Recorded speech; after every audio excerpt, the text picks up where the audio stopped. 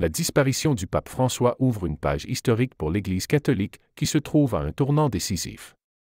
Après plus d'une décennie d'un pontificat marqué par une volonté de réforme, d'humanité et d'attention aux marges du monde, les cardinaux du monde entier s'apprêtent à se réunir en conclave pour désigner son successeur. La tâche est immense, il s'agit de choisir un homme capable non seulement de gouverner une institution de 1,3 milliard de fidèles, mais aussi de poursuivre ou de redéfinir l'héritage de François, selon qu'il souhaite consolider la dynamique actuelle ou revenir à une ligne plus conservatrice. Parmi les candidats potentiels, les fameux papabili, quelques figures se détachent, illustrant les tensions géographiques, théologiques et culturelles qui traversent l'Église. Le cardinal Jean-Marc Aveline, archevêque de Marseille, est vu par certains comme un Jean XXIV, tant sa silhouette souriante et son accent méditerranéen évoquent le pape réformateur du Concile Vatican II. Né en Algérie, fils d'immigrés espagnols, enraciné dans une ville carrefour des civilisations, il porte en lui les défis du dialogue interreligieux, notamment avec l'islam, et l'urgence d'un catholicisme hospitalier, incarné et incarnant la périphérie chère à François.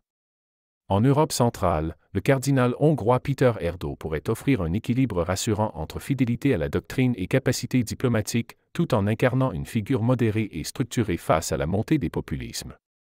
En tant que canoniste de renom, il inspire confiance dans les milieux ecclésiastiques traditionnels, même si ses positions passées sur les réfugiés peuvent troubler une Église désireuse de rester fidèle à l'évangile de l'accueil.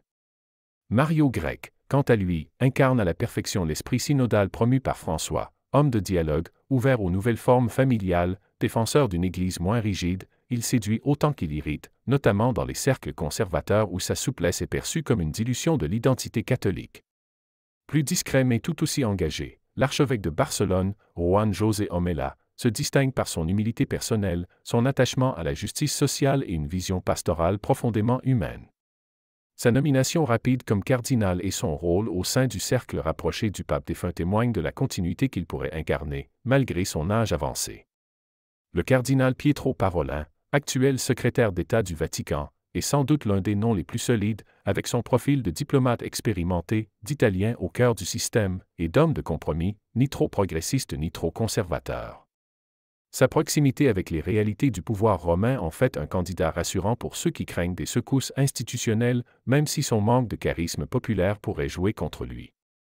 À l'autre bout du monde, l'Asie présente un visage séduisant à travers le cardinal philippin Luis Antonio Tagle.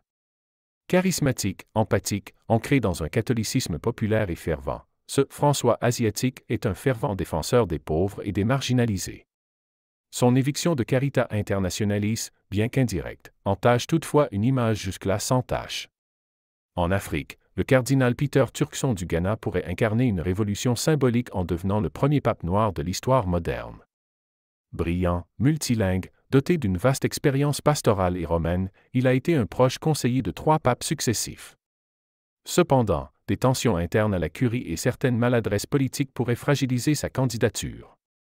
En Amérique du Nord, le cardinal Joseph Tobin, archevêque de Newark, est une figure forte, pastorale, transparente sur les questions d'abus et courageuse sur les questions LGBT, mais son passeport américain pourrait être perçu comme un obstacle dans un monde où les équilibres géopolitiques sont scrutés avec attention. Enfin, l'Italien Matteo Zuppi, archevêque de Bologne, surnommé l'Italien de François, séduit par sa simplicité évangélique, son engagement pour la paix, son travail dans la diplomatie informelle, notamment sur le dossier ukrainien, et sa proximité avec la communauté de Sant'Egidio. Sa stature romaine, sa bonhomie populaire et son ouverture sociale plaisent à une grande partie des cardinaux. Mais ses hésitations sur la crise des abus pourraient lui coûter cher. Ce vaste éventail de candidats reflète la diversité d'une Église globale, tiraillée entre fidélité à ses fondements et adaptation à un monde en mutation. Le prochain pape devra faire face à des défis colossaux, redonner confiance dans les institutions ecclésiales après les scandales, approfondir le dialogue interreligieux dans un monde polarisé, répondre à la quête spirituelle des jeunes générations, et gouverner avec sagesse une institution à la fois millénaire et en transformation. Le choix ne sera pas seulement théologique ou stratégique, il sera aussi spirituel, prophétique et profondément humain.